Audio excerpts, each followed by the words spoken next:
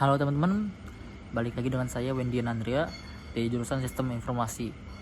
Di video kali ini saya akan membawa tema dengan tema kerukunan dan toleransi. Nah, hari ini saya bertemu dengan teman saya yaitu bernama Zen lagi. Mana di Zen? Kabar lu Zen? Baik. Sorry ya ganggu waktu lu nih Zen. Oh, aman. Nah, di video kali ini gue mau bawa tentang tema kerukunan dan toleransi nih. Zen. Tema apa? Kerukunan Dan toleransi. dan toleransi. Iya. Oke. Yang pertama gue jelasin dulu makna kerukunan dan toleransi. Oke. Kerukunan itu berarti hidup kita tuh berdampingan secara damai tanpa konflik gitulah. Apalagi kan dengan salingnya menghargai perbedaan kita kan di umat agama gitu. Itu artinya.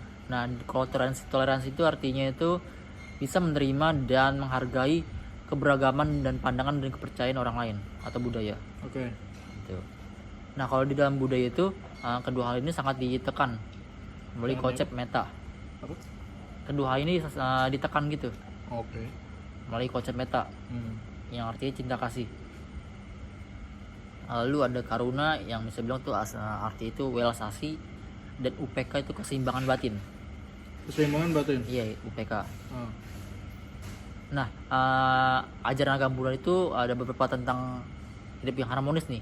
4 yang terdiri 4 Brahmana Wihara. 4. Brahmana Wihara. Oke. Yang pertama itu ada meta cinta kasih, Oke. karena welas asih, yang tadi gue udah bilang itu dan UPK keseimbangan batin. Lalu yang terakhir itu ada mudita, sukacita dan kebahagiaan orang lain. Apa?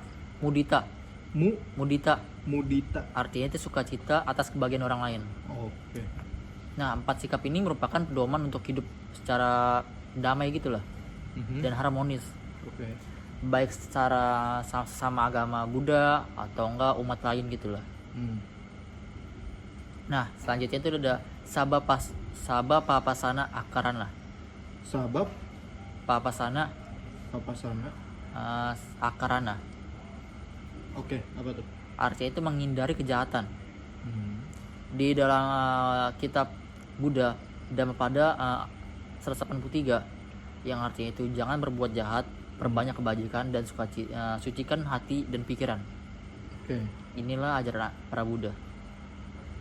Lalu prinsip anatta, tanpa aku. Nah, di prinsip anatta ini nggak ada ego gitu yang harus dipertahankan. Yaitu mengurangi konflik dan memunculkan sikap rendah hati. Lalu ada Pancasila Buddhis. Pancasila Buddhis. Iya. Oke, kemarin udah pernah Iya. denger gua. Yang pertama itu ada tidak membunuh, kedua mencuri, ketiga berzina, keempat berbohong, kelima itu mabuk-mabukan. Oke. Sila ini mendidik umat untuk tidak menyakiti makhluk lain. Oke. Atau enggak kayak baik fisik maupun batin gitulah. Oke. Lalu contoh nyata toleransi dalam ajaran agama Buddha itu kayak di masa hidupnya itu Buddha menerima semua kalangan bangsawan gitu.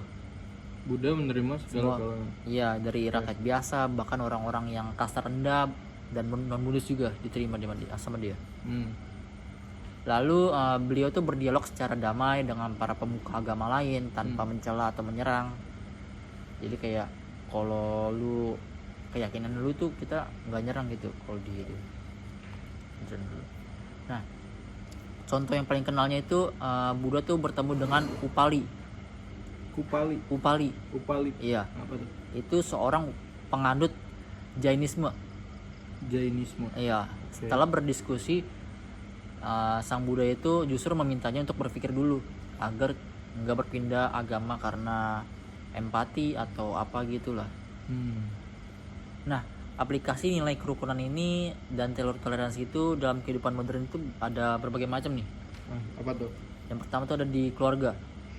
Iya, di Oke. keluarga ini mengajarkan anak-anak untuk menghargai temannya yang berbeda agama. Lalu yang kedua itu ada di sekolah atau di kampus. Di sekolah atau di kampus? Iya, Oke. di tempat ini itu kita harus menjalin pertemanan yang dengan semua orang tanpa diskriminasi. Oke. Lalu yang ketiga itu tempat kerja. Di tempat ini itu menjaga komunikasi yang sehat, menghormati waktu ibadah dan yang berbeda agama lah. Lalu di lingkungan masyarakat, Lingkungan masyarakat. Iya, itu bisa bilang tuh ikut serta kegiatan lintas agama, baik bakti sosial, kerja bakti atau enggak yang lain gitu. Oke. Nah, yang selanjutnya itu ada tantangan cara menjaga toleransi. Nah, di tantangan pertama ini ada fanatisme buta. Apa? Fanatisme buta. Fanatisme buta. Iya. Apa tuh? Bisa bilang tuh hoax atau provokasi di media sosial, kurang pendidikan agama yang damai. Oh, fanatisme Iya. buta. Iya. Oke. Lalu solusinya apa sih? Solusinya apa tuh? Solusinya itu pendidikan moral dan agama sejak dini.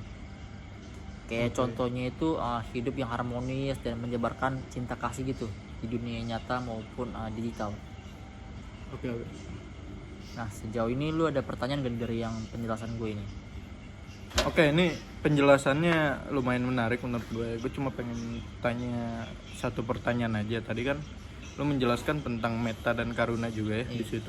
Gue pengen nanya dong, bedanya meta dan karuna dalam konteks toleransi ini tuh apa? Pertanyaan bagus sih. Ah, Jawabannya itu dari gue ya, itu meta itu kan cinta kasih ya atau universal. Sedangkan karuna itu bisa bilang rasa empati terhadap penderitaan makhluk lain gitu. Keduanya juga mendorong kita untuk menerima atau menghargai perbedaan gitulah. Mendorong? Mendorong kita untuk menerima perbedaan. Oh, oke. Bisa bilang tuh kayak membantu sesama kita, baik itu makhluk hidup atau enggak sesama lah. Oke. Nah, dari penjelasan ini gue belum paham belum. Cukup paham sih.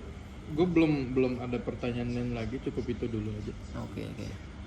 Gue tutup dulu ya dokumentasi ini ya. Ya. Oke teman-teman, penjelasan saya sampai situ aja. Bila ada yang kurang, mungkin kalian bisa komen di bawah. Terima kasih.